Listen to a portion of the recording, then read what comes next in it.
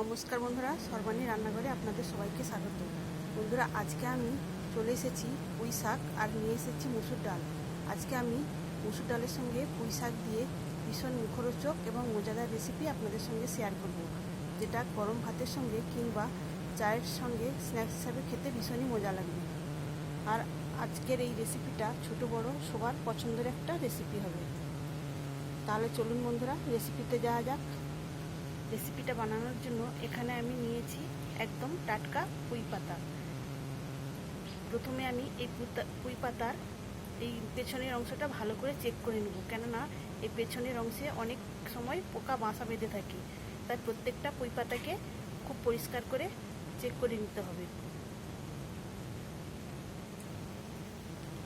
Check করে নেওয়ার পর এই পাতাগুলোকে পরিষ্কার করে ধুয়ে নিতে হবে। এখানে আমি পাতাগুলো চেক করে নেওয়ার পর পরিষ্কার করে ধুয়ে জলটা ঝেড়ে নিয়েছি।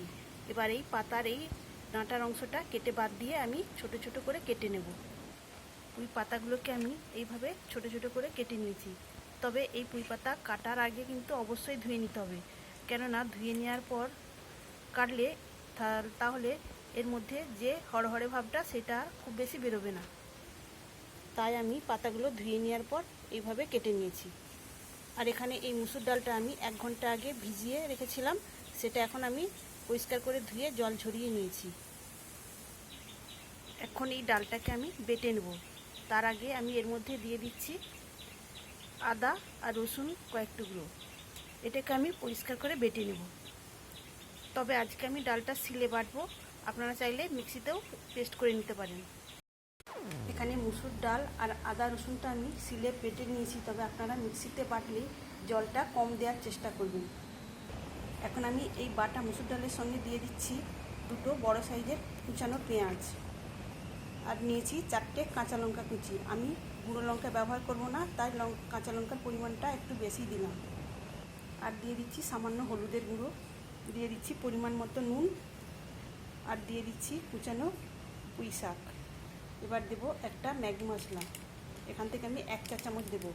আপনারা ম্যাগি মশলার পরিবর্তে জিরে গুঁড়ো কিংবা আর তার সঙ্গে গরম মশলার গুঁড়ো ব্যবহার করতে পারেন।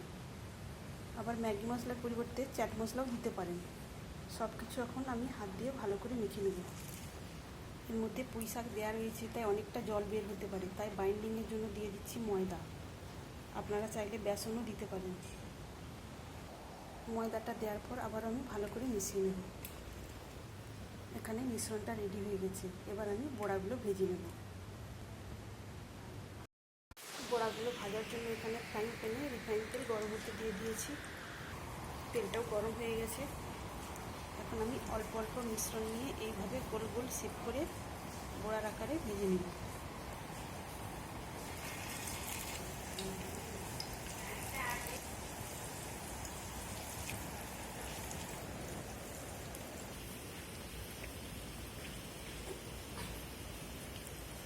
এক পাশটা মিডিয়ামে রেখে আমি ভেজে নিয়েছি। এখন অন্য পাশটা ভাজার জন্য উল্টে দেব।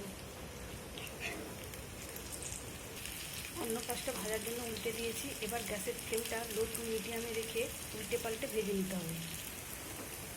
এইভাবে লো টু মিডিয়াম আছে উল্টে পাল্টে ভেজে নিলে এই বড়া ভাজাগুলো খুবই মুচমুচে তৈরি হবে, আর তখন এই বড়া ভাজাগুলো খেতে ভীষণই মজার হবে। আজকের রেসিপি আপনাদের ভালো লাগলে অবশ্যই একটা লাইক দেবেন, আর নতুন বন্ধুরা আমার চ্যানেলটিকে সাবস্ক্রাইব করে আমার পাশে থাকবেন। এখানে এই বড়াগুলো আমি প্রায় মিনিট 5 ধরে লো টু মিডিয়াম আছে উল্টে পাল্টে ভেজে নিয়েছি, আর এখন প্রায় বড়াগুলো ভাজা হয়ে এসেছে। এবার আমি এগুলোকে তেল ঝরিয়ে তুলে নেব। তবে বড়াগুলো তুলে নেওয়ার আগে অবশ্যই গ্যাসের ফ্লেমটাকে হাই করে দিবেন, তাহলে কিন্তু বড়া থেকে তেলটা ছেড়ে বেরিয়ে আসবে। বড়া ভাজাগুলো আমি তেল ঝরিয়ে তুলে নিয়েছি, আর দেখুন বন্ধুরা কতটা সুন্দর হয়েছে আর কতটা লোভনীয়। বাকি বড়াগুলো আমি একই রকমভাবে ভেজে নেব।